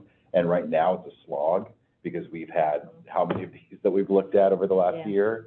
This is the 4th A draft. lot. Well, then Yeah. apologies. No, and it's a great question, because I actually brought this up in our feedback session, where this is the slog right now, and this is just going through and making sure that this is as good as we can get it Mhm. before we throw it on the table, and then it's starting to be picked apart and say, here's what we can actually do, and here's what we can't maybe get to, because I've had the same question about many of these. There's a lot of lofty goals, lofty thoughts, lofty ambitions, and it's up to the staff and the city to hopefully really rein that in and say, okay, now that we have this document done, let's actually start taking bites out of this elephant, instead of just being perplexed by it. And then in 10 years, we go back through and say, how did we do 10 years ago? What are these pieces? And we have these comments written in, and then we say, okay, we were way too ambitious, let's chop this in half and go again. And then we have another cycle. That's my understanding, at least. Yeah, I think that's a great explanation. This is also my first comprehensive plan update as well, so always looking for feedback. Yeah. I did want to also make sure that the feedback we were receiving from actual community members, were incorporated. Mhm. I think that's important. So please, you guys are representatives of the community as well. Like you're the voice of Tumwater to help us. Does this make sense? Is this obtainable? Does this fit the needs of the city of Tumwater? There's always a plan, but then there's the reality, and that's what you were talking about as well. And I had written a But question. the reality's not gonna work if the plan is not good. Right. Mhm. And there's also This plan opportunity. is very well laid out. Thank you very much. Yeah. I mean, Mhm. the format and delivery of this plan compared to the one right in the same package that we're moving from is so much better. And I will say, comprehensive plans are not typically, the general public does not read them. It is mostly to help staff update development regulations that do eventually trickle down to the individual. But we are looking at a high level of goals, things we want to achieve that we will then incorporate into our development code that will then be incorporated into projects over the next 20 years. But we want to have a well-written document that fits state requirements, the needs of the community, and Tumwater. So I hear what everyone is saying. I'm getting great feedback. I will have to take that back to my superior, and we will take a look at that. But as far as the content, were any of these goals, policies, or action items, did any stick out? Were there any that might potentially impact the community for good, better, worse? Anyone left out? Is there going to be any contraindications to any of these? Any type of displacement? Unintended consequences? I'm looking around, I don't see anything, but I would say that a couple of times, maybe people expressed, waive the development requirements or waive the something, and I think maybe we're gonna, that has the potential to be disruptive of ordinances and the systematic way of going things, but maybe there's a way, instead of just waiving things, to offer incentives, or there's something short of just throw them out altogether for something, is what I'm trying to say. And I don't know what that word is, but, not necessarily set them aside altogether, but, something, Make exemptions? yeah, something like that, or partway meet the requirements. I don't think we would want, I can't remember which one it was, I think it was on goal 5, maybe, where there was a wave, and it was like, well, you can't waive them all together. What if somebody wanted to throw up a hovel with no electricity or running water, and, Oh, well, so, yeah. I mean, the commenter probably didn't mean that, but, that general comment of waive might have repercussions that we wouldn't want. Yeah, and that's a great point. Other than that, though, I think that the sentiments and the ideas there to help provide more and better and affordable housing for Right. people I think we're moving in the right direction with it all. Yeah, I don't necessarily know what that would look like at this moment, but there are creative solutions. I can't speak to waiving development standards completely. Yeah. But there are other jurisdictions in Washington State that are starting to incorporate what we call demonstration projects, where a lot of setbacks and development regulations are waived as long as it meets affordability requirements. So it's a new way of thinking, but there are creative ways to address housing to make them more affordable for the developer that can then create the affordability for the renter or potential owner in the future. I got comments and feedback from our general government committee asking about these types of projects. Like, what about projects that do get to waive development regulations and things like that? And that is, there are jurisdictions doing that currently. It still has to meet safety, fire, building code. You know, we can't put a house right up to the street. So there are some setbacks that are going to be required, but it is something to consider because it is being done. Mhm. There are demonstration projects, other jurisdictions have incorporated. I don't know the success rate of them, but it is an avenue to address housing, to get creative, and trial and error, see what works. And housing is also largely private sector.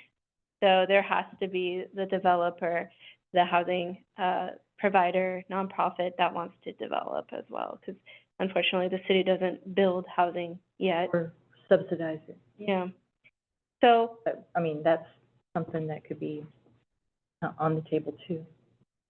yeah, I feel like it is time to be creative. Mhm. We have a lot of housing. We have a housing shortage, and there's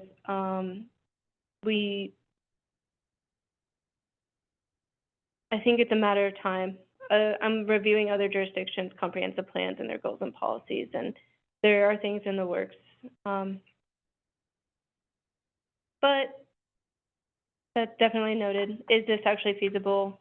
How can the city waive impact fees and development regulations if it's not a demonstration project or a special parcel or a one-off? Like, how does that work? Right.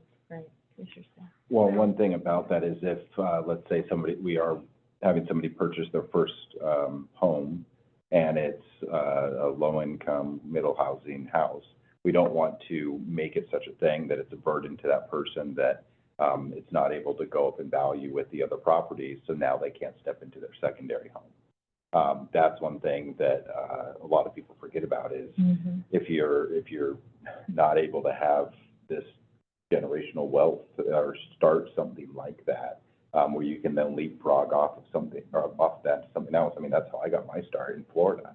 I purchased a house for very little money, and then I'm finally selling it right now, and with that money, I can actually use to pay for the house I have today. And if I had taken some shortcuts or waived some of these fees for this house, I might not be able to do that because it might not be appreciating at the rate that all the other houses are appreciating at. And I think that's one of the very important things if somebody is buying their first house. Now, if we're talking about rentals or things like that, different. However, I'm a firm believer in low, moderate housing to get your foot in the door and to help you succeed for the future, which is something I know we look at here as well. Yeah, and we're looking at cooperatives, different kind of communities. It's not quite cottage housing, but cooperatives where you own the unit, but then I don't know the exact legal logistics or financial logistics of it, but you pay into it as a community, and you do start to get some of that equity. The condos are a perfect example of first home ownership opportunities. So yeah, I feel like great conversation. Mhm. Yeah. We're only on goal 1, so I've just increase the supply and variety of housing. Yeah. Right. Yeah, but the goal is to increase the supply and variety of housing. So we need to be creative. Life cycle housing, middle housing, there's so many things we're addressing in this update in the housing element. We're doing our middle housing code amendments right now, allowing for different types of housing, looking at land trusts, mobile manufactured home parks. But Yeah, so. fire department stuff, so like the call earlier, Yeah, and we can sorry silence about it in that. the room. Always forget to turn that off. Being mindful of our time and that we're on goal 1, Yeah. I don't want to rush our conversation here tonight to address the others. Can we cover another but pick up the rest at the next meeting? Yeah, do you want to split it up, kind of like what we did with the climate element? Well, whatever's going to work, but I mean, if you think you can get through and, we have a 9 o'clock cutoff, but I just, I don't want to rush and not have a good conversation about it, where we could be more realistic about what we're trying to achieve. Well, and I Go think ahead. we can go from who has comments on what ones and Yeah. go from there. Yeah, if we can get through, fine, but Yeah. if we, I want us to make sure we have good amount of time for all of them. Yeah. I say we continue, see where we end, or what it looks like at 9 o'clock, and then maybe, talk to Brad, and we'll get this back on the schedule. Let's see how far we get in the next 15 minutes. Okay. We'll see whether we want it. We could also, we have in our rules of procedure that we can extend our meeting if by 30. vote. Yeah. I don't want to go till 10. Okay, yeah. Yeah. So, Thank you, Allison. thank you. Just carry on, Yeah, see how far we get. We may have to pick up. the longest section. it was, yeah. Mr. Kirkpatrick? We're still in one, right? Yes. Yep. So let me just pop Kick it off. one out of one. Okay. It's just to,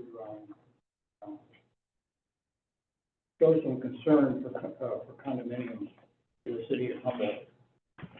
Primarily the way your condominiums operate in small towns like Tumwater.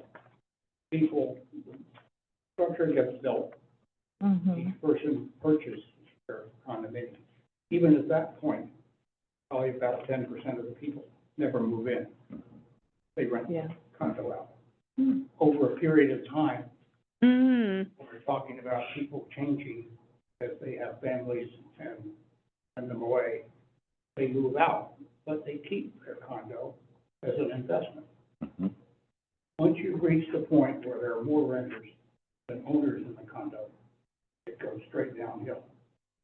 Because when the ownership gets together to vote on whether they're gonna replace the roof, they aren't living there. It's not a roof that's gonna be over their head.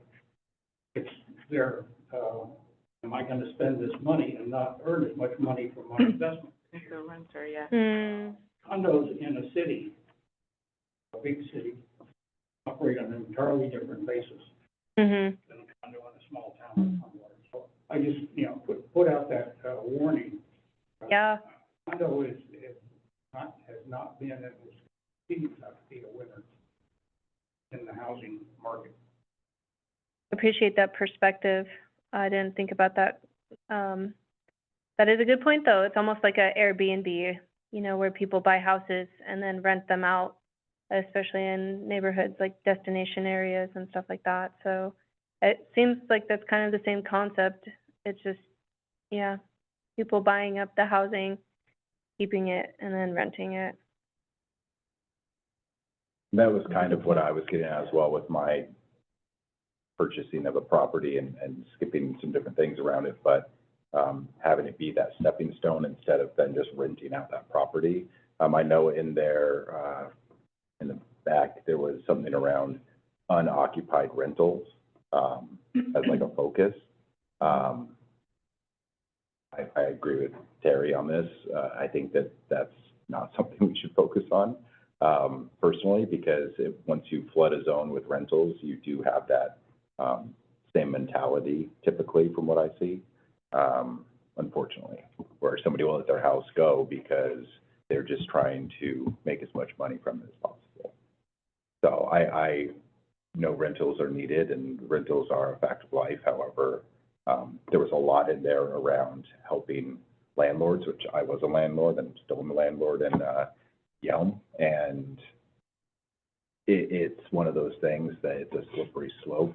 And I have a lot of realtor friends that own multiple properties, and some of the conversations I hear are just not the best because they're in it for the money, not in it for the tenants Or the community. or the community. Yeah. And those are even categorically locally owned. Yeah. And it's not a big corporation, it's one person that owns maybe 10 rentals. Mhm. but they're in it for the most amount of money they can get out of it, and then the least amount of money they can put back into it. That's their whole business premise. Yeah, I wonder how a city jurisdiction can regulate that. I have no clue. Yeah. That's a tough topic, yeah. Something I think Brad spoke about one time, and we had a similar conversation about this with like corporations coming in and, you know, Mm. what happened during the the big recession last time and all that kind of stuff.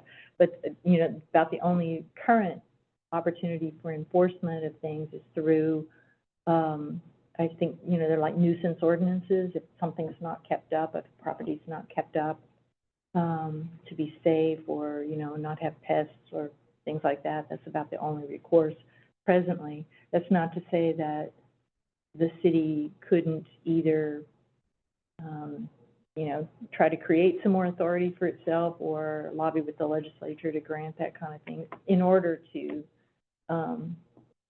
limit that kind of an outcome.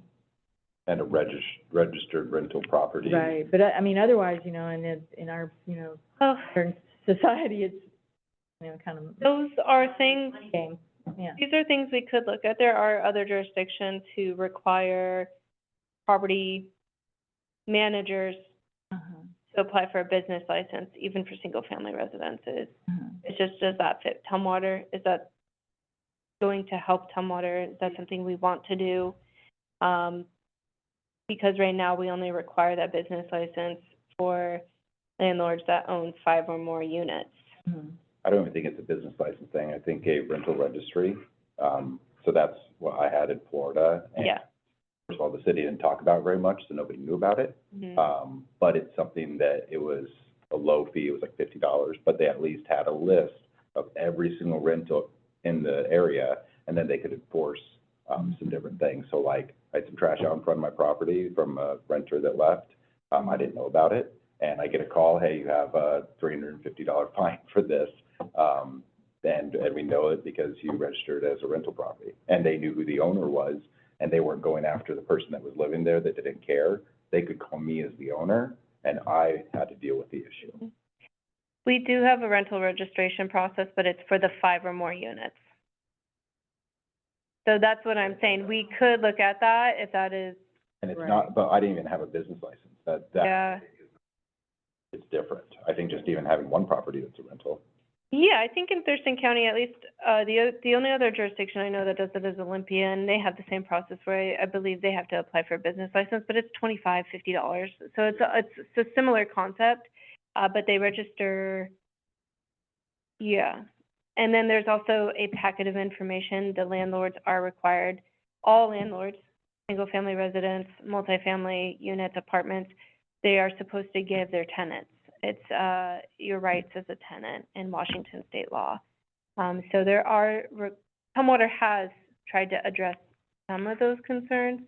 But again, yeah, it's a matter of enforcement. Mhm. We don't know who hasn't signed up. It's just kind of, so that's something to consider. And then I hear your comment about the condominiums and becoming rentals as well. So, The intention is for homeownership, but in practice and behavior, they essentially become secondary rentals. market rate rentals Market. instead of helping equity and homeownership. All right, going to goal 2. The goal 2 is expand the supply of permanent income restricted affordable housing.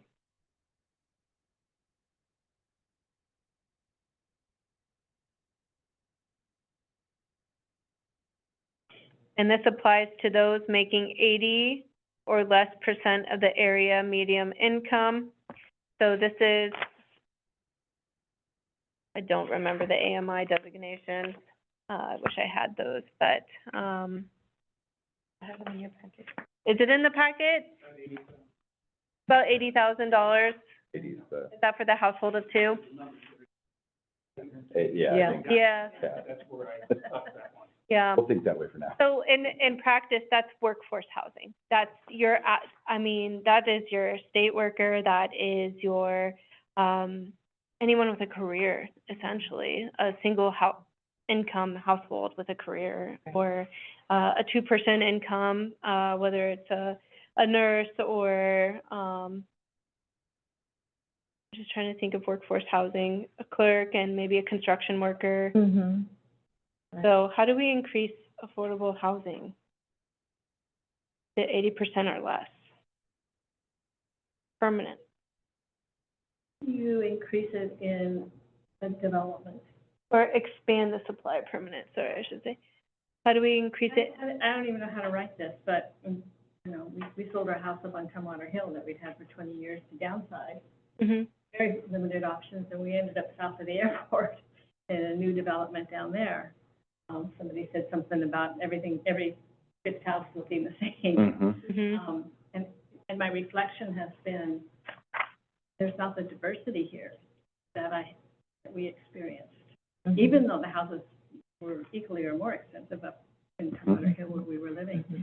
And I don't want to create a system where, oh, you live in that neighborhood, so you're 80% Mm-hmm. income. Right, You know? Mm-hmm. right. So I don't know if it's possible to create regulations that, and I don't know how successful it would be, because I don't know the financial model, Yeah.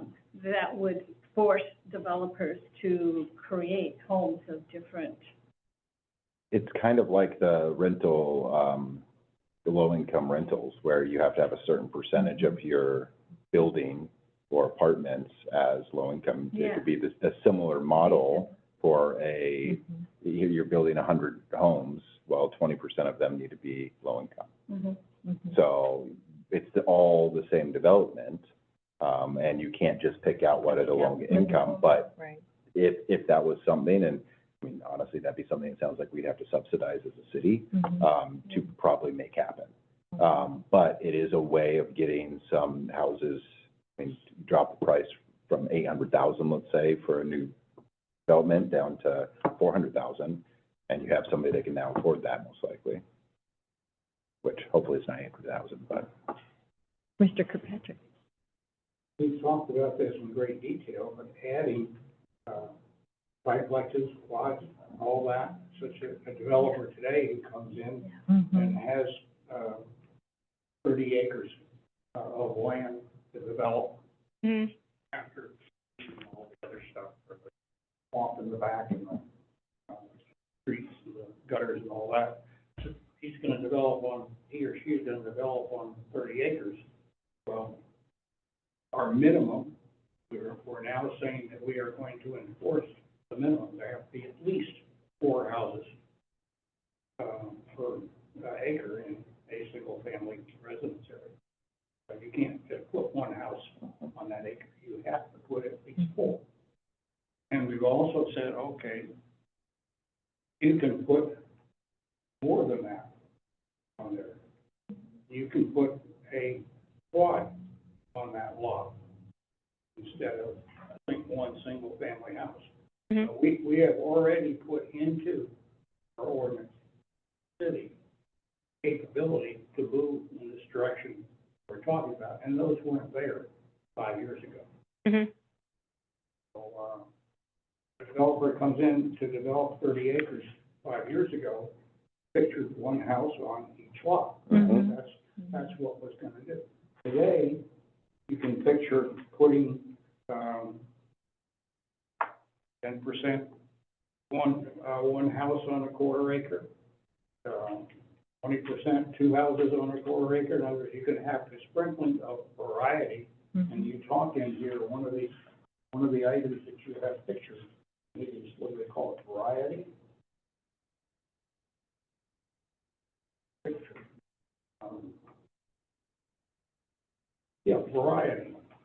Yeah. So that the neighborhood, instead of all these houses being cookie-cutter houses and looking the same, you're gonna go down the block, you're gonna pass a single-family house, you're gonna pass a single-family house, an ADU, you're gonna pass a triplex. In other words, the developer has all the options there today. Put the variety in the neighborhood. So that, and also, one of those changes is gonna affect what the sale price of that house is. Mhm. In other words, if the same person who put 1 house on a quarter of an acre of land puts 4 units Yep. on that, on a core acre of land, then that's gonna mean that those units are gonna go for less money individually. That's where you get low income. The sum total is more than the single home. Yeah. Yeah. About- So that takes care of the people in the 80% bracket. In other words, Okay. you're gonna be able to handle that pretty reasonably. It gets much harder as you get At into the lower. lower income groups. Right. Yeah. So what I hear, Commissioner Kirkpatrick, is you approve of action item H2.1.2, which is develop regulations that require a portion of new planned unit development used for residential development be permanent income restricted affordable housing units of different types. So like on our housing tour, when we had that community that had single-family residences, duplexes, fourplexes, and it was all in a mixture. It was a planned unit development, but we had different housing types mixed in. So it wasn't just single-family residences. We had different sizes and different actual housing types. And that we're incorporating middle housing into our codes. We're updating our density, we're updating our zoning designations, and allowing for more housing types than previously before. We'd be talking about a whole different subject then. I was talking about single-family housing. You get down to, the lower level of income, you're talking about rentals, you're talking about multifamily. Mhm. So, Yeah, so it's, you're mixing apples and okay. It will happen automatically with the laws that we have now. Correct. And for single family. But those single family homes are gonna be only affordable to the folks up in the 60 to 80% range. Right. Those below 60% are not gonna be able to afford to buy those houses. Then, it's looking at what you're talking about, but it's probably gonna be in multi-housing or multi-unit, apartments. Yeah, so kind of going back to our graph here. Yep. It tells you, you know, 51 to 80 would be home ownership, but it would require subsidy or incentives.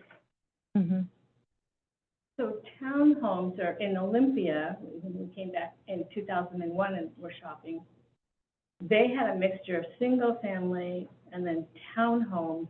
Each side was sold.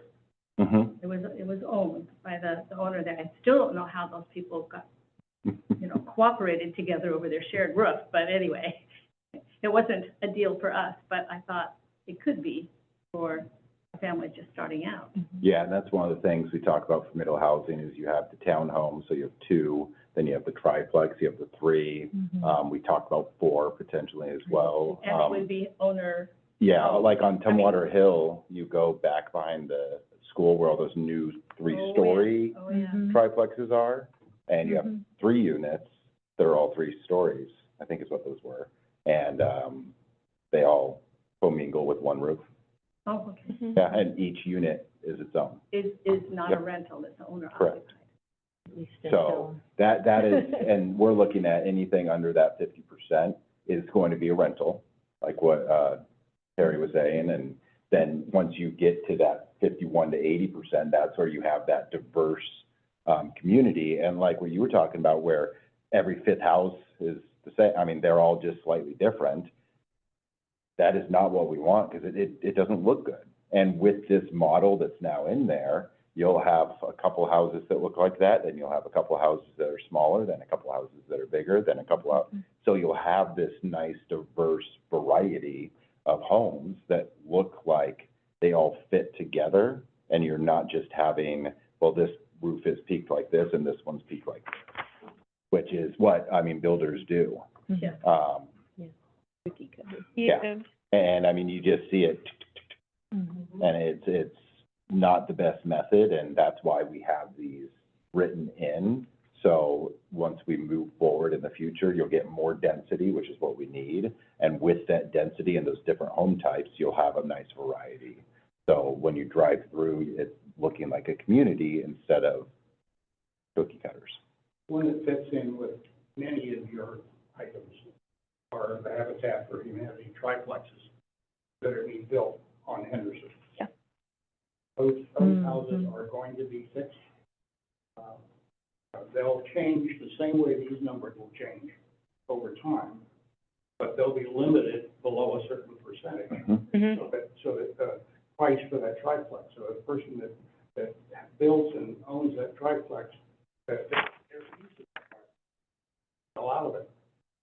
Yeah. They can sell back through Habitat to sell out of it, but then it's gonna, they aren't gonna get profit on it that they would if it was market value. Mm-hmm. And it needs to stay affordable. So this is a deal, I assume, because I haven't looked into the details of it, between the city of Tumwater and Habitat for Humanity that allowed those homes to be built, those first ones. There was a lot of partners in that project. Well, the nice thing, That's a demonstration project. yeah, and in here, it talks about nonprofits and Yeah, how that right. Yeah, operates. So we have a lot of really good material in here. so goal 2 is looking pretty good because we have expand incentives to incorporate permanent income restricted affordable housing into residential developments, require planned unit development, to be permanent income restricted affordable units within it. So making a certain portion of housing affordable, mixed market rate and low income housing to avoid creating areas of concentrated low income housing. Which was a concern. And then we have coordinate with nonprofit developers on projects that increase permanent income restricted affordable housing through federal, state, or local grants or loans. So, That's a good Yeah. start. Being mindful of time, commissioners, do you want to extend the meeting?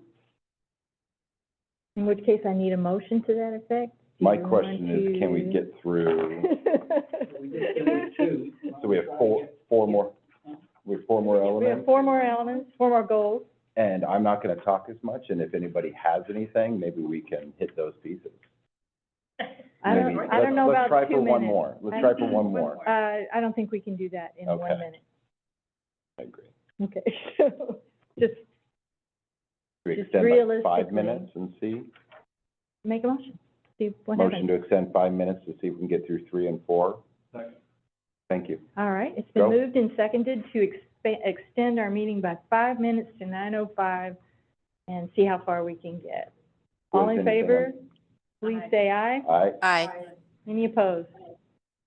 all right. Yeah, Anything okay, on 3? 5 more minutes. All right. Goal 3, maintain and improve the existing housing stock. Why is it important? One of the most important methods to keep an adequate supply of housing in Tumwater is to retain the existing housing stock in good condition. These goals and policies are intended to support maintenance and improvement of the existing housing stock to avoid prematurely needing new housing to replace the existing housing. So going through, we have 3.1, support efforts to maintain existing housing stock as healthy and safe.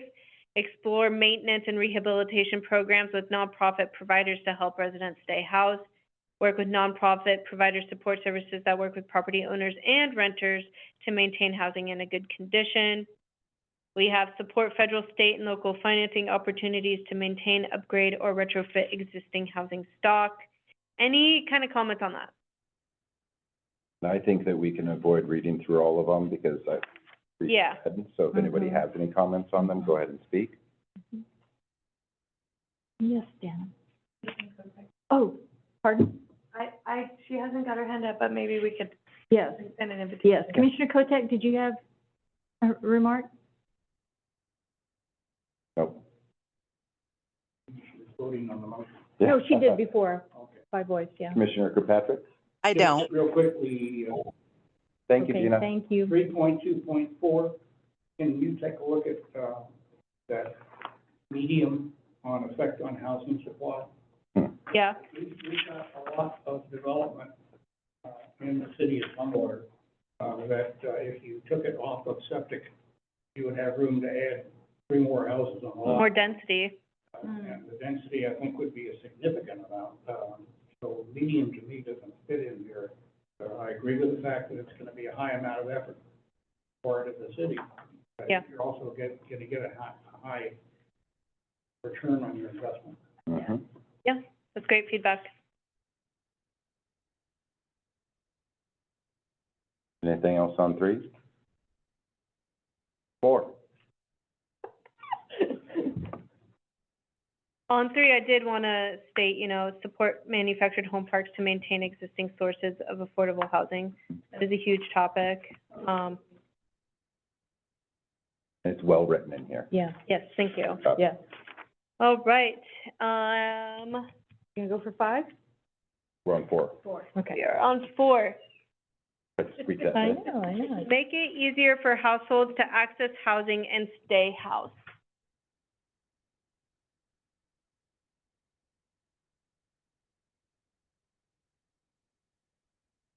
Again, well written. Yeah. Well covered. Yeah. 5. All right, continually develop partnerships to improve implementation of housing strategies.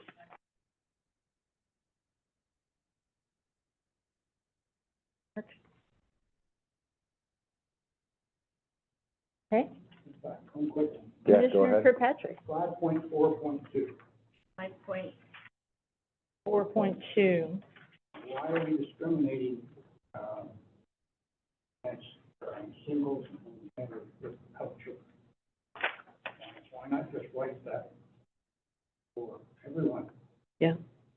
Why are you doing something special for families? That one to do with the school district? Yeah. Yeah, Families without children might not. yeah, it's because we included the school district, probably. Let's see. We have another action item that takes care of the, other folks. Yeah, I think Yeah, I'll check and make sure if they're not identified. I think, maybe you don't have to add a whole other, action item. I kind of like Commissioner Kirkpatrick's suggestion of just all families, because even people without children still do care about the school district and how it's getting students to and from and all the rest and where things are. So I just see this as all families. Yeah, and it's talking about transitional housing specifically. Yeah, this was to address, because we did meet with the school district and there are unhoused students. So it was kind of based on feedback we received from the school district, because they have services for families and the need for housing for families. So there's other I've- services for families without children, but then this is specifically something talking about families with children. See if you can find that somewhere. Okay, Correct. okay. Well, Yeah. I think it may be around the educational interruption for children Mhm. is one of them, and then the cost by state law, for children who started in your district and become homeless, you have to take a bus and follow them. So Yeah. they have to pick them up in Olympia, Yelm, wherever that child went. They have the right to stay in their school that they started with, so they don't have that interruption in education. But I kind of, coming from the field that I come from, I understand the emphasis here, and because it starts with the school district. But I totally support what you're saying, Yeah. that it applies to all Only families. place I saw transitional housing Yeah, Right, mentioned. right. Oh, Yeah, that it needs to We be. certainly want to limit transitional housing to just families correct. with Correct. children. Completely agree. We are, past our extension time. What's your pleasure? Did we go, I make a motion to extend it one more time to 9:10 and get through goal 6. I second. Okay, it's been moved and seconded to extend to 9:10. All in favor, please say aye. Aye. Any opposed? Great, no, Thank- motion passes, thank you. all right, so 4 more minutes. our last goal of the proposed housing element, explore a permanent source of funding for low-income housing. Permanent source of income. Get it. This is one of the shortest goal that we have. It's great. I mean, Great, Looks yeah, good. Yeah. A typo on the second action item, 6.1.2. yeah. oh, yes. Oh, And there's, good eye. Good job. What an eye for detail. There we go. I'll take it. And of course, I'm always accepting comments through email. send it to us. More than happy, if you have more time, want to dig a little deeper into it, maybe propose changes to the formatting, how many we have, and I will take into consideration what we talked about with prioritization. I will say this looks great, great job. This It's is looking firmed good. up so much, It's looking so good, right. Yeah, thank you. Folks, we have 2 minutes. What do you want to do? Adjourn. Is there a motion? Motion to adjourn? Thank you. Thank you. It's been moved and seconded to adjourn our meeting tonight with 2 extensions. Thank you very much. Good discussion, good hard work. Yeah. Thanks to our guests for showing up. yeah. Thank Sticking you. with us. You stuck with us. Woo! Turn. Thank you, everyone. Thanks, Gina. Really good. Bye. Thank you. Good night. Oh, yeah. Bye, Gina. Good night. Night. Night.